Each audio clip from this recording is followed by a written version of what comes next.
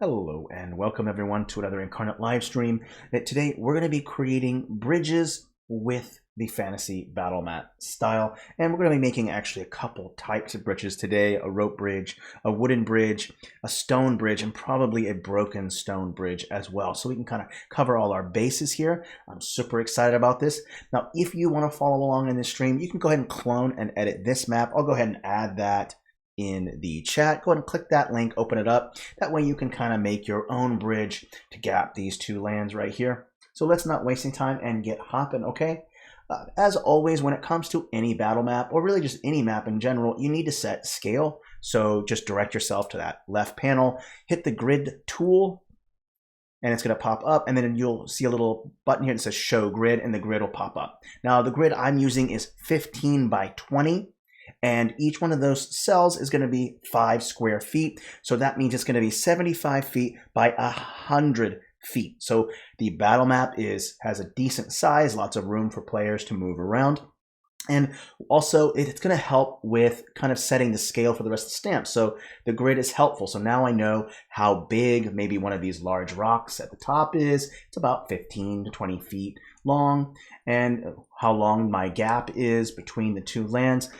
So setting the grid is a great way for setting scale. So that way you'll be like, well, wait a minute, this person or this step is 20 feet wide. Why is it so big? So the grid is absolutely necessary. So I'm going to just drop the opacity a little bit on the grid, and we'll get started with the first one, which is the easiest one, which is a rope bridge. Now, if this is one of those encounters where you want a very small bridge where maybe only players can move in single file, then this might be the right thing for you. So you can actually just go into the catalog and click rope, and then the rope bridge will pop up. So in the search field at the top, let's go into the catalog here. You can also press that F key. And then when you get into the catalog, if you just type in rope at the top, the rope bridge, and just press enter, of course, and you'll see there's a rope bridge right here. And sometimes if you have a hard time trying to find a stamp because you can't see the name, if you go into the top right corner here, there's a little hamburger menu, those 3 lines, click show name, and it will show all the names of the stamps. So that way you're like, okay, I know where the rope bridge is. It says rope bridge right here. Perfect. So you've selected that. And you might have to change stuff with some shadows. Let's close out and go back in. And first things first is I like to take off the shadow because I'll do my own shadows instead of using the default. And you want to set the size. So if you wanted this to be about 5 feet wide, then you line it up with the grid. And of course, you don't have to everything doesn't have to be lined up with the grid, because depending on your VTT, you could use what's called gridless movement, which is really, really helpful. So that way you're not constantly constrained by grid movement. But, if you don't have that option in your VTT, then there's no problem with just lining it up with that grid. So you'll do what I like to do is I like to set 2 together like this, and then just copy and paste those 2. Copy, paste, and the objective is to bridge the gap. And then I think just 1 more should be fine. And of course, when you line these up, I try to line up the knots. You're going to notice right here that there are some knots right here. I try to connect those knots so that way they're not overlapping and it looks kind of weird. So we'll make sure that the knots are connected. Don't want to be naughty, right? There we go. And this is really as simple as it gets. Now, if you wanted to show that this rope bridge it curves a little bit due to weight, the trick to do that is to select the middle pieces. And what I like to do is use 10 increments. So if you go to brightness and just go to 90, and I want to make it a little bit darker. Let's go with 80 and just see how dark that is. So 80, and let's do that middle one. And let's set that at maybe 65. Okay. And so what you're using is what's called contrast to create the illusion of depth. So we want to show that these top parts where the rope bridge connects with the land is higher up. So we left the brightness at 100%, which is that default. And then there's a kind of a the stamps go darker as you go closer into the middle, because the middle part is bowed down, right? So you're creating this illusion of depth by using contrast. So it looks a little bit like it's bowed, okay? The other thing you might want to consider is that you want to add kind of posts that keep it attached to the ground. So you can just use whatever post you want. I'm going to change the object layer the shadow, and make sure that I have this hard shadow, because what I'm trying to portray here is that this is kind of higher up than the rest of the bridge. So I'll place one there and another one there, right where those ropes kind of end. Notice at the end of the rope on the rope bridge that there is actually no line work at the end. It's because there's meant to be posts right here, and these posts are where the ropes are attached. Okay, so you can just select both of these and then just copy and paste.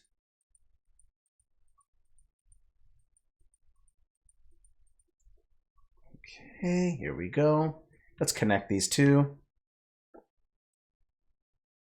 There you go. So now you have those posts that are holding the rope, that's the two ropes that are spanning across. Of course, whenever you're finished making the bridge, I totally recommend that you group it, and as always, label. You can click this little tiny pencil right here. If you do a tooltip, when you hover over it, it says rename, and then you can go into the field here and just type in bridge. Oopsie, I think I accidentally deleted it. I did not mean to do that. Let's go back. There we go. Type in bridge. And now once that bridge is made, what's really nice is that you can rotate it and move it around, because if you do have gridless movement within your VTT, it might look more interesting, because just having everything being perfectly vertical might look a little too weird. But if you don't have gridless movement and you have you only have gridded movement, then yes, I would probably leave it at a 90 or 180 degree angle, so that way the movement is a little bit easier, okay? So that's as simple as it gets when it comes to a rope bridge. The last thing I want to mention is that you can, of course, add some shadow to it. And there are a couple ways that you can go about doing this. I personally prefer the path tool for life. And whenever you're using the path tool, what I try to do is to lay down one path first. And what this does is it allows me to preview what the changes that I'm making to the path. So we'll change the color to black. And we're going to add a dark black shadow. Of course, let's go ahead and bring the blur up and then bring the intensity up quite a bit. And then let's click the blur itself, and we're going to change the opacity. And then we want to change what layer the path is on.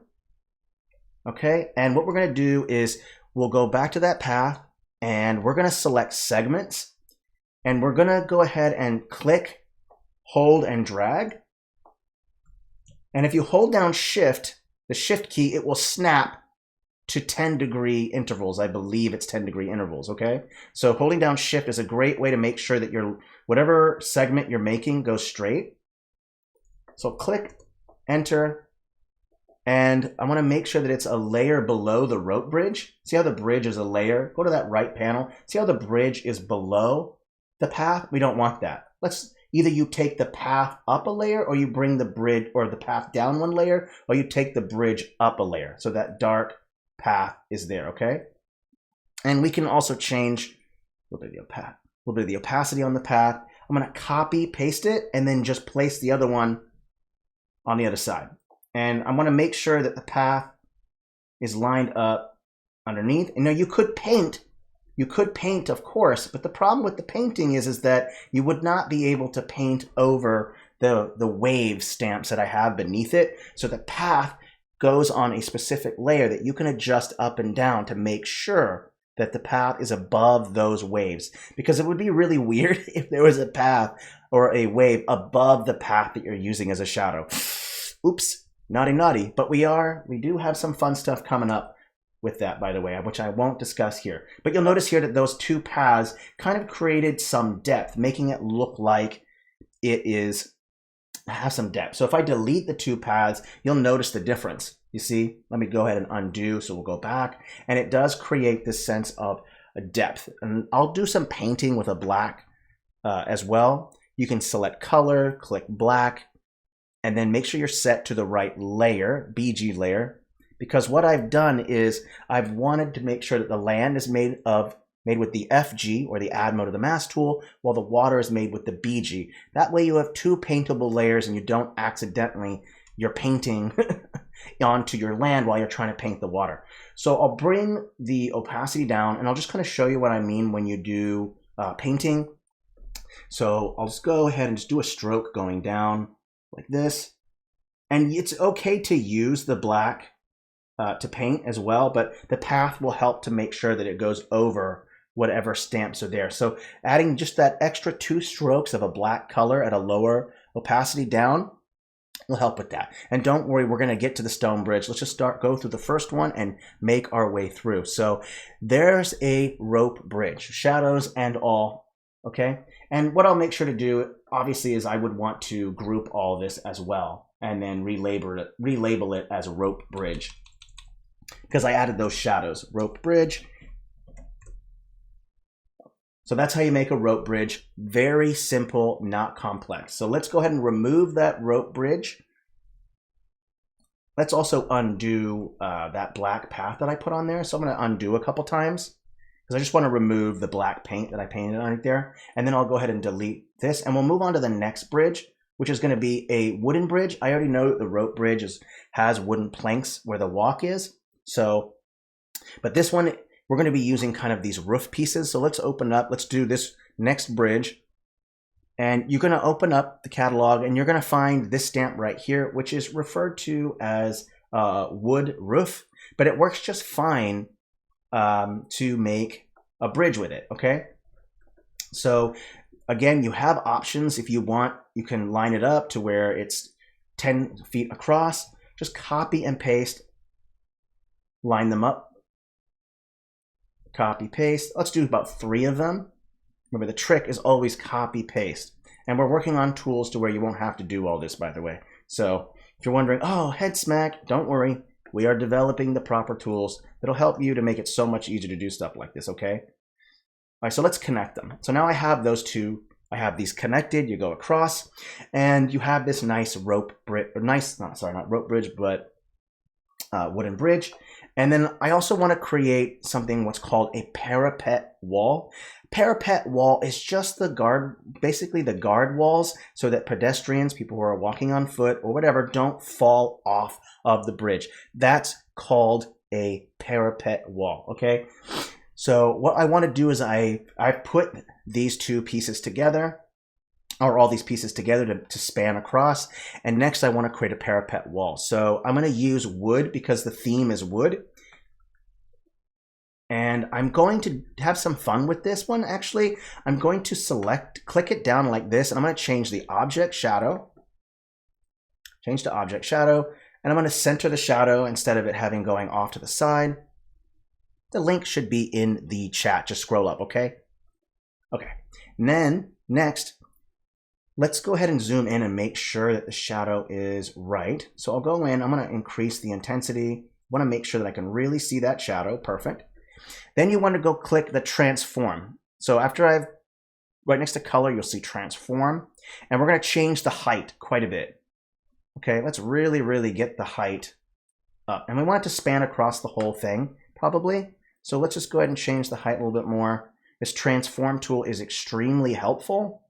So let's use it. Remember, this is going to be our parapet wall. Let's also make sure that it's above, a layer above the wooden roof pieces that I'm using for the bridge. So I'll go up a layer, right here to layer 2, and I'm going to put it on top, right here like this. And then I'm going to copy and paste this. There we go. There we go. And you see that hard shadow there. That's a little too dark even for me. So I'll go in. Once I've applied it, I kind of realize it's a little too dark. So we'll bring the opacity down a little bit. There we go. And I also want to make sure that these railings are lined up across from each other. And of course, you can use those same posts that you did earlier, like this, and just put them on that edge. Just scale them up a little bit. and then put them on each side like this. And once again, now you have your posts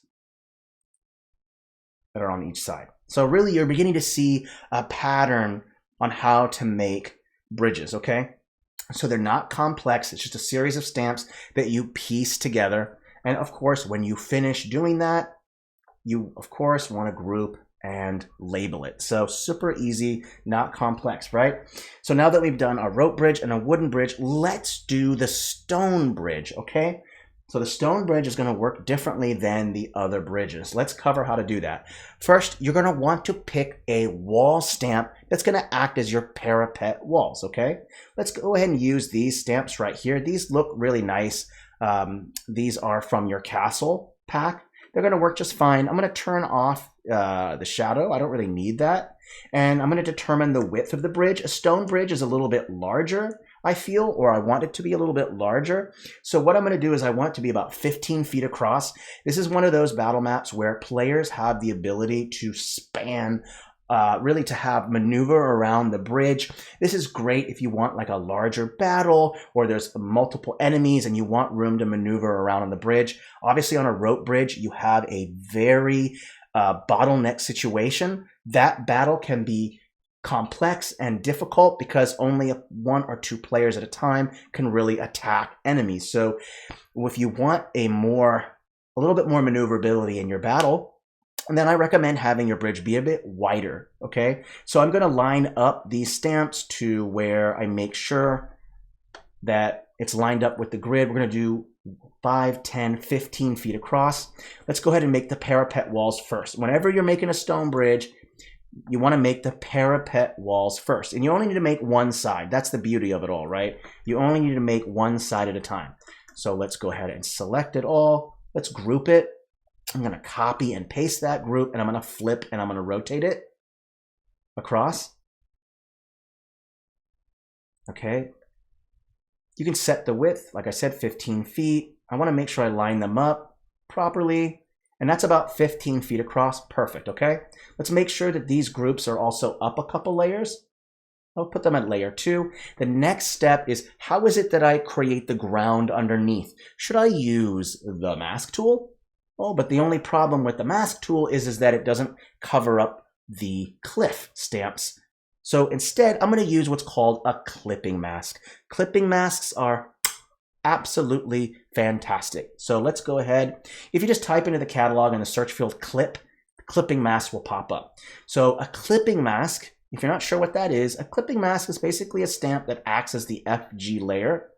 So if I place it down, you'll notice that it covers up whatever's beneath it, but it picks up whatever's on the FG layer. So whatever texture that I'm using on the FG layer or textures, it will pick that up. And that's great if you want some continuity between whatever road texture you're using and whatever the bridge texture is. There's some continuity to it. So I covered it up. So now you see that it's been gapped. So clipping masks are perfect. Okay. In the future, when we have other tools, you won't be necessary to do this. So next, let's add in some of those posts. Okay. And I'm going to use these posts or these pillars from, I think they're from Gothic Horror. I can't remember. Maybe they're sewer. Okay. And I want to add maybe just a little bit of perspective into it.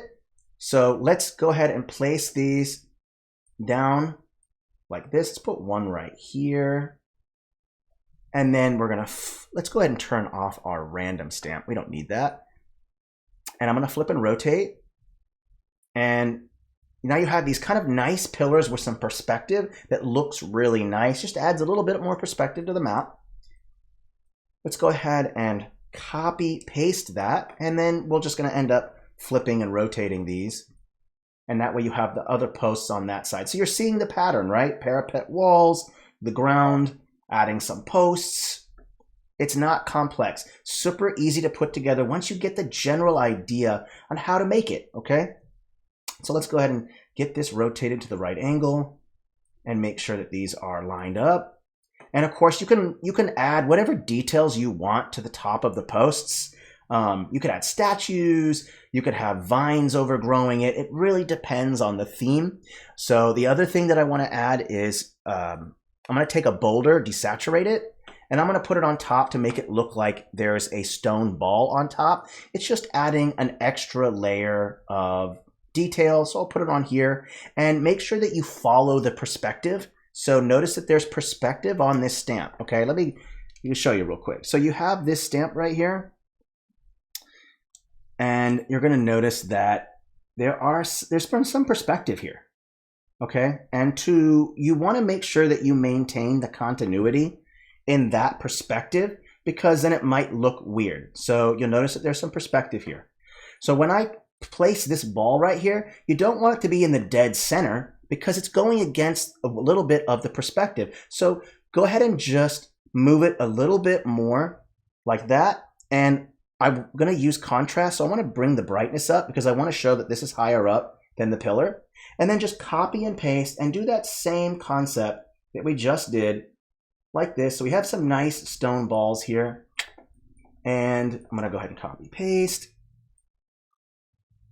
Put them on here. So remember, whenever you're dealing with stamps that have some perspective to that, make sure that if you're adding extra stamps to that stamp that has perspective, that you follow that perspective. Otherwise, it's going to look a little weird. Okay, so stone bridges, super easy to make. Okay, so now we have that. Let's go over some other things with the stone bridge.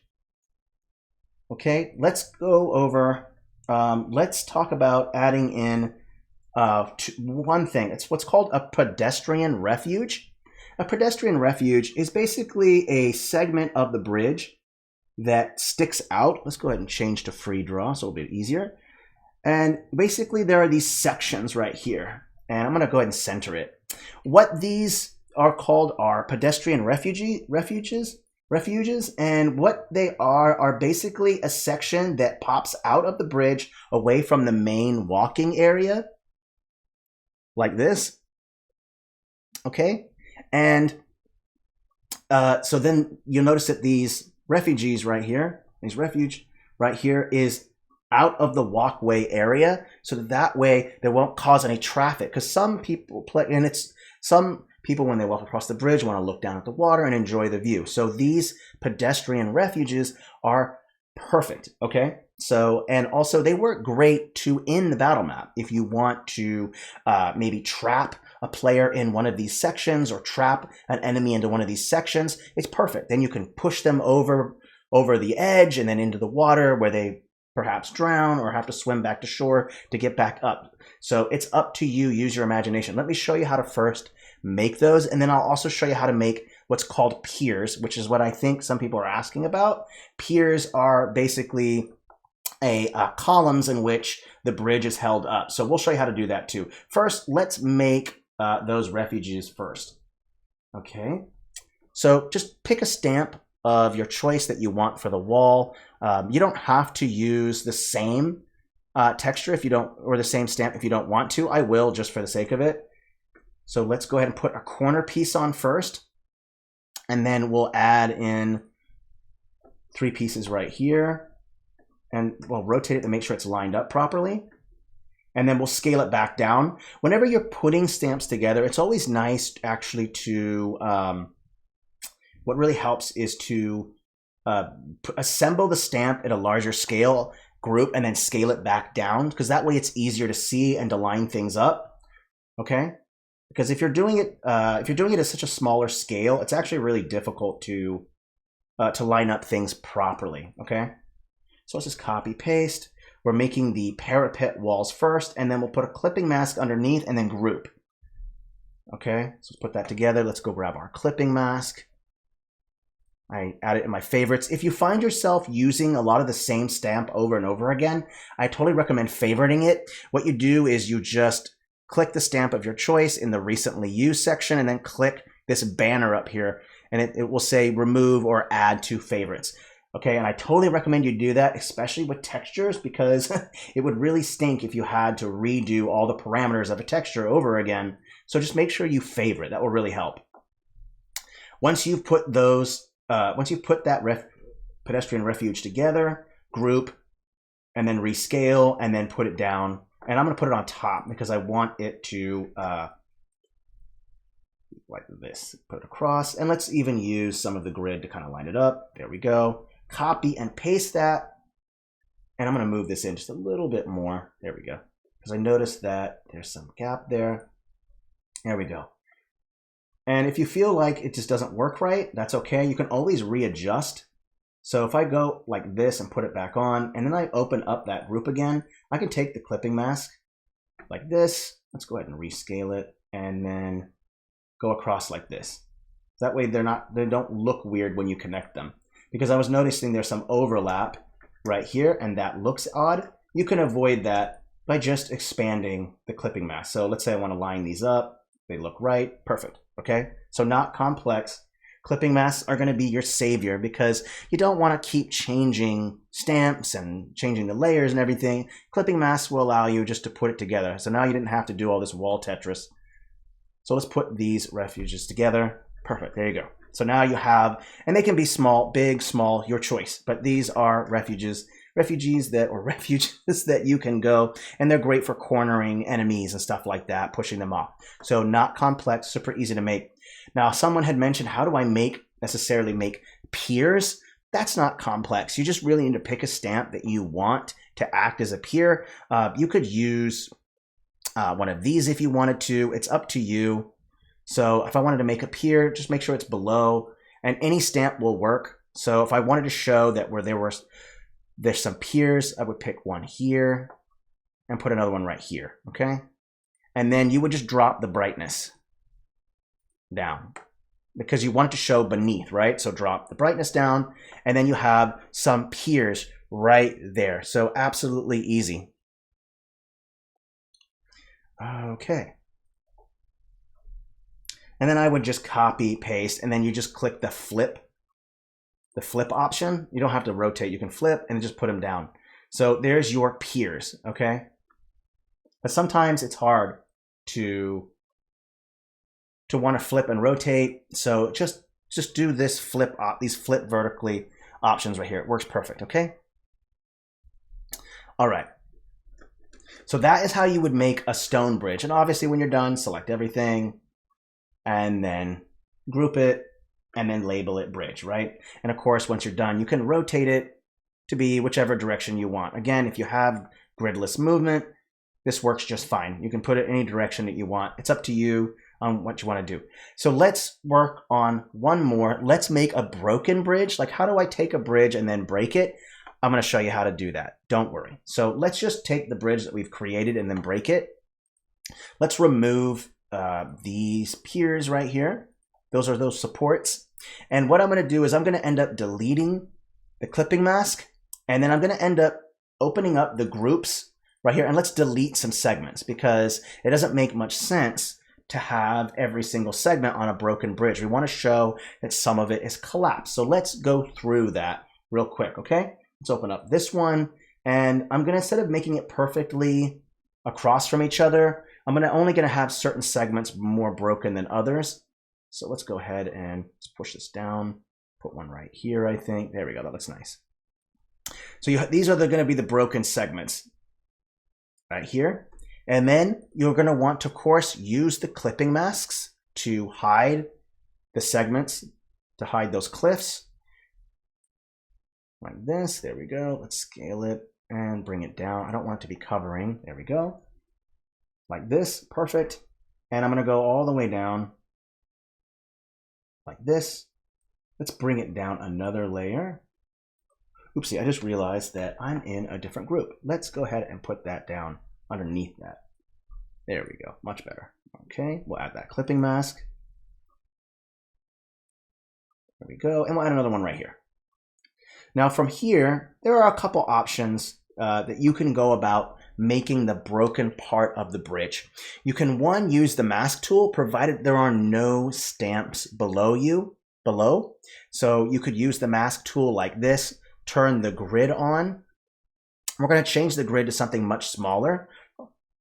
So let's go with 40 by 53, and then go to that mask tool, and then select grid, and then add. And then we're going to bring the size down to 1, because I only want to affect one cell at a time. And then you can make it look like there are sections. Because you're using a mask, you can kind of create these various sections that makes it look like the bridge is kind of broken up like that. You see, you notice here though that, that there is some of this wave stamp right here. So you might have to do that with clipping masks.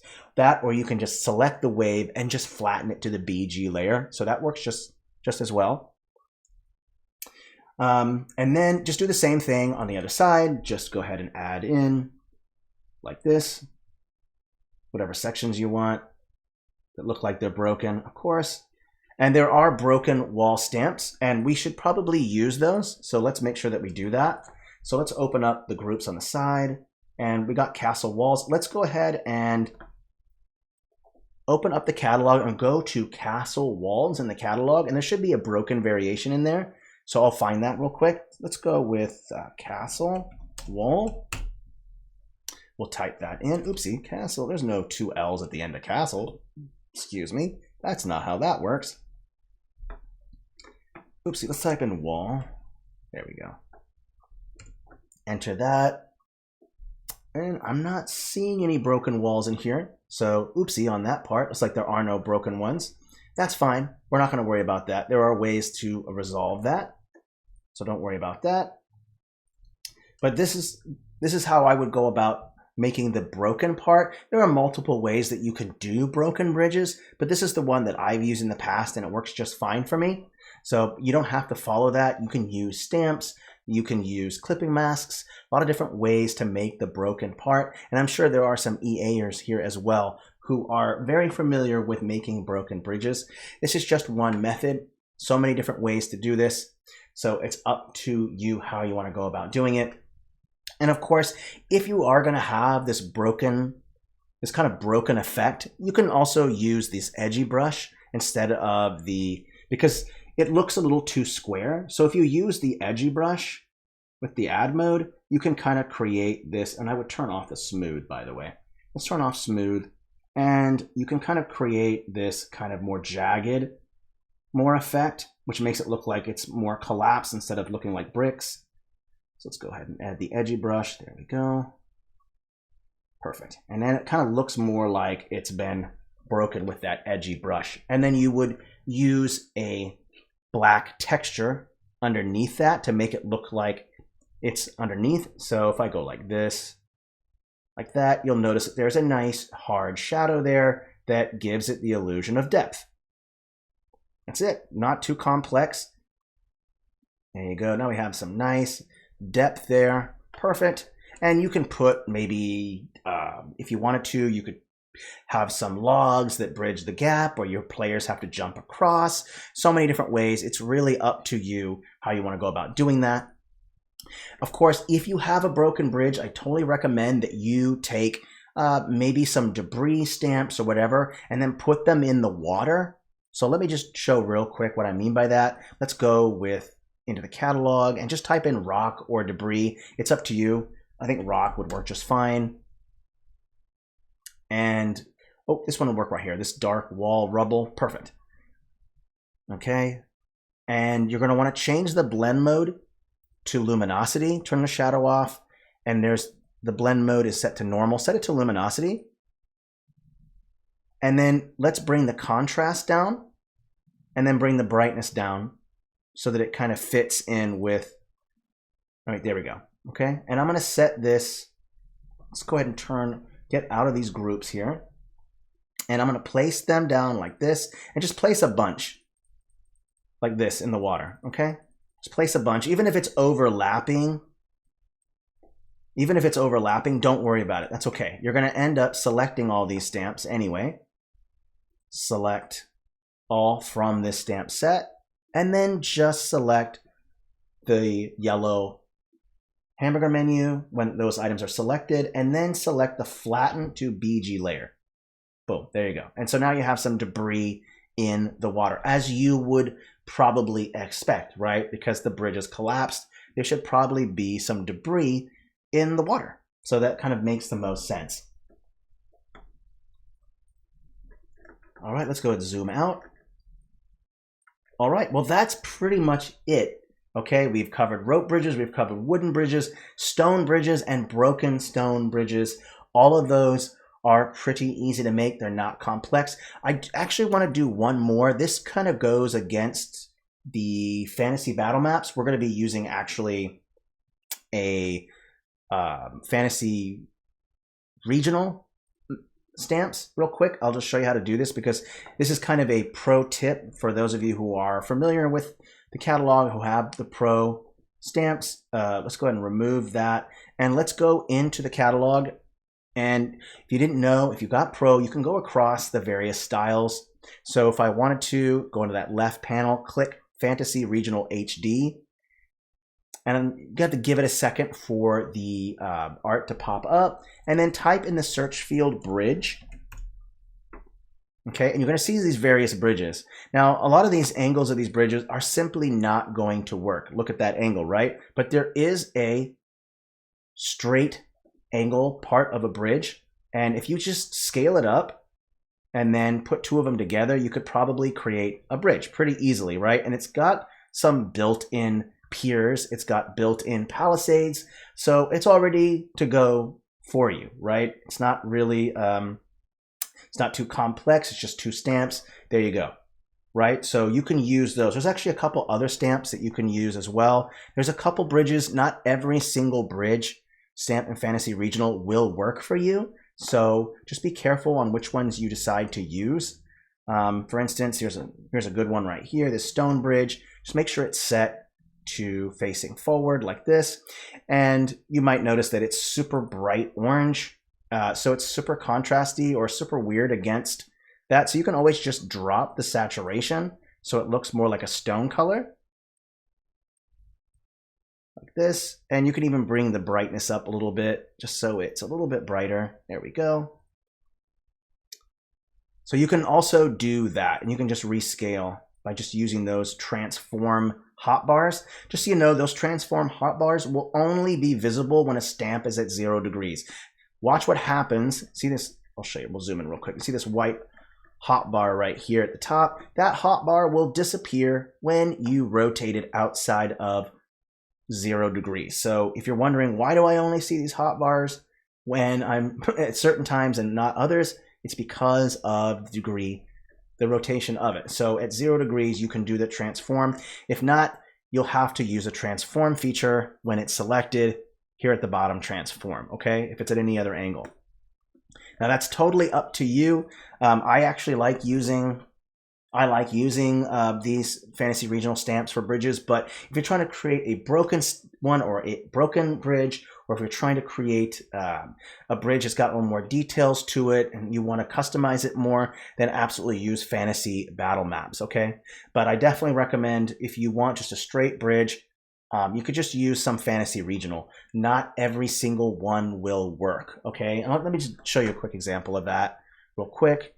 So you're going to just notice in your adventuring, when you're putting down bridges, that some of them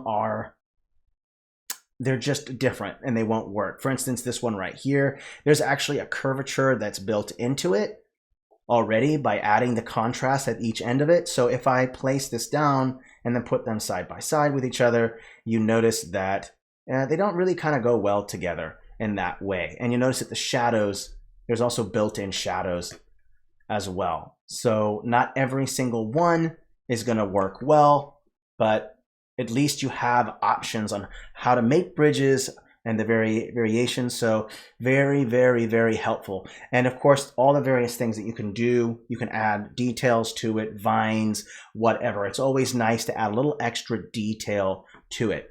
So that is it. Again, if you want to create your own bridge on top of this map, just scroll to the very top of the chat, clone and edit this so that you can make your own bridge, okay? So that is it for this stream. There's going to be no stream. Well, I think there's going to be a stream next week, but on Wednesday. But then we're going to go to this new schedule where I'm only streaming on the 1st and 3rd of the month, or 1st and 3rd week of the month, because people are demanding more time lapses, more pre-recorded videos, more tool overviews. So that way we have a nice selection of videos that are more geared towards beginning users. or new users so that they know how to navigate the tool. And for those of you who aren't new and just learn in a different way from streams, you learn from watching someone putting everything together, those time lapses are going to be good for you, okay? All right. Hey, thank you so much for watching. I appreciate it. I hope that this tutorial helped you with making bridges. If it didn't, oh, I'm so sorry. Just let me know. Ping me in Discord. And if you have any questions that I didn't address in the stream, just ping me and I will totally help you, okay? Thank you so much, everyone, for being here. I appreciate it. I will see you all next week for the next stream, okay? Hey, Auf Wiedersehen and merry map making, okay? Bye, everybody.